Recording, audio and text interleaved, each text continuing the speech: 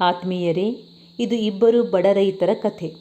ಅವರು ತಮ್ಮ ಕುಟುಂಬಗಳೊಂದಿಗೆ ವಾಸಿಸುತ್ತಿದ್ದರು ಮತ್ತು ತಮ್ಮ ಕುಟುಂಬಗಳನ್ನು ಪೋಷಿಸಲು ತಮ್ಮ ಸಣ್ಣ ಜಮೀನಿನಲ್ಲಿ ಹಗಲಿರುಳು ಶ್ರಮಿಸುತ್ತಿದ್ದರು. ಒಂದು ದಿನ ಇಬ್ಬರೂ ರೈತರು ಒಟ್ಟಿಗೆ ಸತ್ತರು.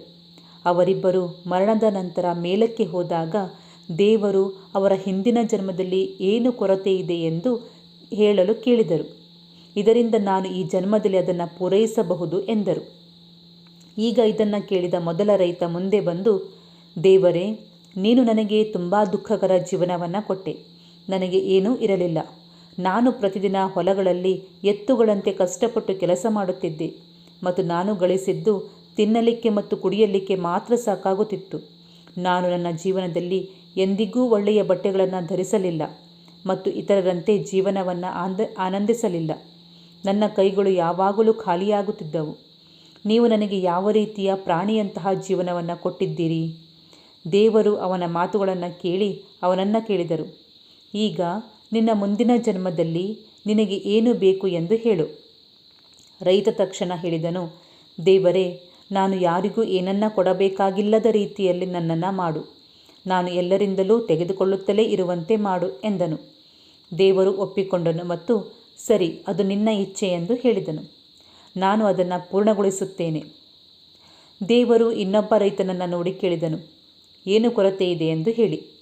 ಎರಡನೇ ರೈತ ಕೈಮುಗಿದು ಹೇಳಿದ, ದೇವರೇ, ನೀನು ನನಗೆ ಎಲ್ಲವನ್ನ ಕೊಟ್ಟಿದ್ದೀಯಾ ಮತ್ತು ಇದಕ್ಕಾಗಿ ನಾನು ನಿನಗೆ ಕೃತಜ್ಞನಾಗಿದ್ದೇನೆ. ನನಗೆ ಒಳ್ಳೆಯ ಕುಟುಂಬ ಸಿಕ್ಕಿತು. ನನಗೆ ಕಷ್ಟಪಟ್ಟು ದುಡಿಯಲು ಭೂಮಿ ಸಿಕ್ಕಿತು. ನಾನು ಗಳಿಸಿದಷ್ಟು ನನ್ನ ಕುಟುಂಬವನ್ನು ಪೋಷಿಸಲು ಸಾಕಾಯಿತು. ಎಲ್ಲದಕ್ಕೂ ನಾನು ನಿನಗೆ ಕೃತಜ್ಞನಾಗಿದ್ದೇನೆ. ಆದರೆ ಒಂದು ವಿಷಯ ಯಾವಾಗಲೂ ನನ್ನ ಹೃದಯದಲ್ಲಿ ಅಡಗಿತ್ತು. ಅನೇಕ ಬಾರಿ ಹಸಿದ ಮತ್ತು ಬಾಯಾರಿದ ಜನರು ನನ್ನ ಮನೆ ಬಾಗಿಲಿಗೆ ಬರುತ್ತಿದ್ದರು.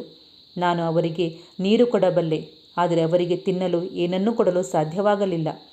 ಅವರು ಹಸಿವಿನಿಂದ ಹಿಂತಿರುಗುತ್ತಿದ್ದರು ಮತ್ತು ಈ ವಿಷಾದ ಇನ್ನೂ ನನ್ನ ಹೃದಯದಲ್ಲಿದೆ. ಆದ್ದರಿಂದ ದೇವರು ಪ್ರೀತಿಯಿಂದ ಮಗುಳತ್ತ ಹೇಳಿದನು, ನಿನ್ನ ಮುಂದಿನ ಜನ್ಮದಲ್ಲಿ ನಿನಗೆ ಏನು ಬೇಕು ಎಂದು ಹೇಳು. ಆದ್ದರಿಂದ ಆ ರೈತ ಹೇಳಿದ, ದೇವರೇ, ಯಾವುದೇ ಹಸಿದ ಅಥವಾ ಬಾಯಾರಿದ ವ್ಯಕ್ತಿ ನನ್ನ ಮನೆ ಬಾಗಿಲಿನಿಂದ ಹಿಂತಿರುಗಲು ಸಾಧ್ಯವಾಗದಷ್ಟು ನನ್ನನ್ನು ಸಮರ್ಥನನ್ನಾಗಿ ಮಾಡು.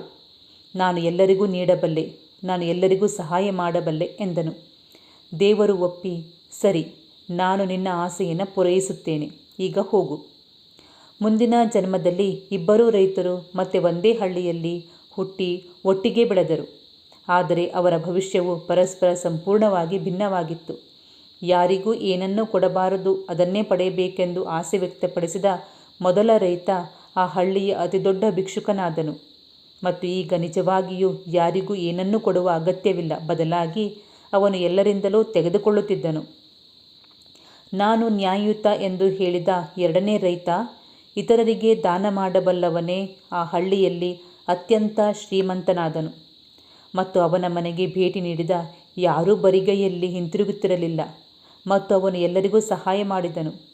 ಅವನು ಬಡವರಿಗೆ ಆಹಾರ ನೀಡಿದನು ಮತ್ತು ನಿರ್ಗತಿಕರಿಗೆ ಬೆಂಬಲ ನೀಡಿದನು.